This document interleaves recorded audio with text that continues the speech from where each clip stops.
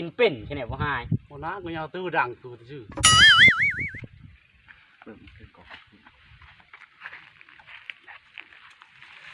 ป้ามาอันนี้ก็มืดเลยยังหามยังกินไหวแท้ เอากูบอกกูไม่กินกูยาวตื้อดัง บ้ากูเริ่มเยอะเขาเลยได้ โอ้เท่ากูเห็นใกล้อาบน้ำมันหาตัวนี้หนาวว่ะ ไก่บ้านแม่บ่อาบน้ ไปบ่เชื่อไปเบิ่งไป ำไป ไอ้ลาไปเส้นมาได้ไม่เชื่อ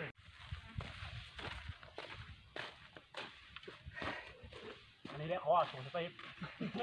เอาอันนี้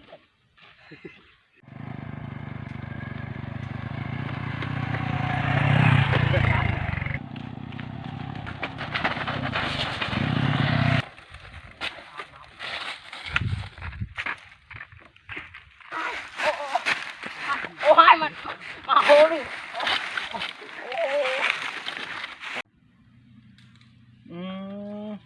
รถกูนะบาดเจ็บเลยพ่อกูสิตีกูเลยบาดนี่นะเบ้งตีอยู่นี่ก่อน ใช่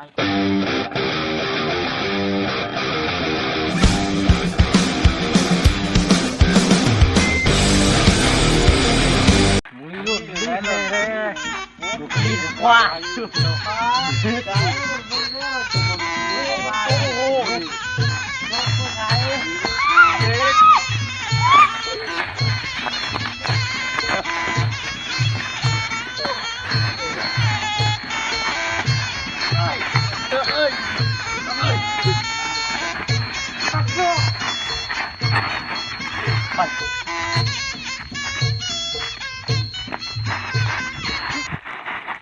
หยุดกูจะกินข้าวโอ้โหเยอะอยู่ไปหาละไก่ไปเดี๋ยวมือไป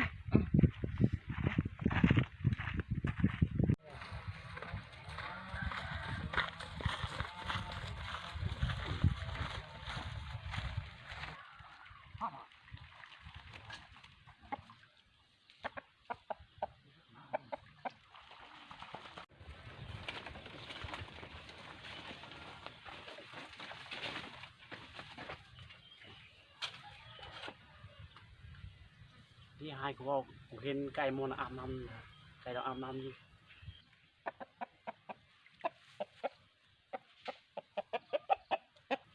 เอาของเจ้าแล้วนะดิ โอ้ไปรักจุขอเล่าไป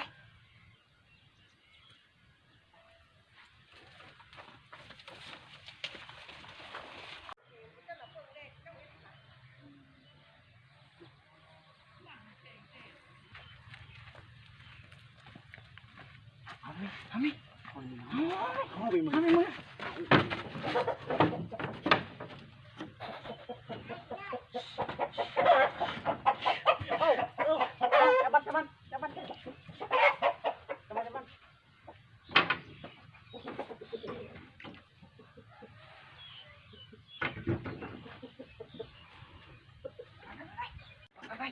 นี่ได้แล้วนี่ไปจะได้เจ็บมั้ย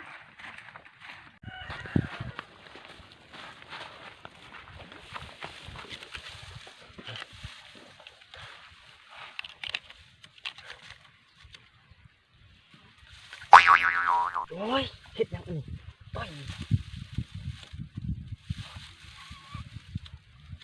เอาเลยลม นี่เป็นต้มเลยต้มไปต้มเป็นนี่ไปวาดมูดกู โอ้ย นอ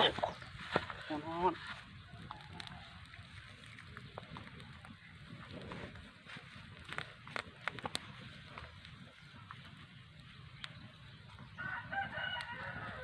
เอาเลยกระปูตุ้มเนี่ยทั้งปิ่นเลยอ๋อผมมือแดงแล้วอันนี้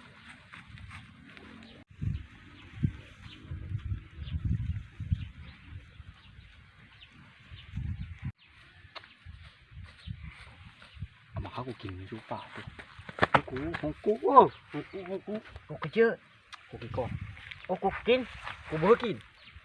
บ่กินโอ้ย กูยีไผ่เว้ย โอ้หอม อิ่มฮอดมื้อแลงพุ่นแหละนี่ โอ้แซ่บเลย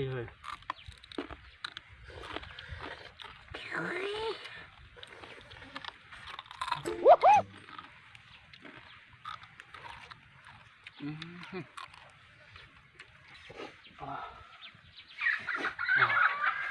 เฮ้ยเอาบ่แม่กูไปหมอได้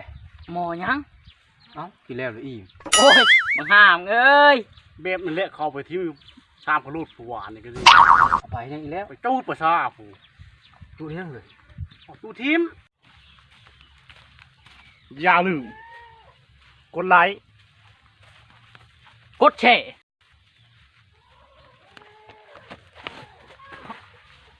และกดติดตามอย่าลืมกดกระดิ่งเด้อ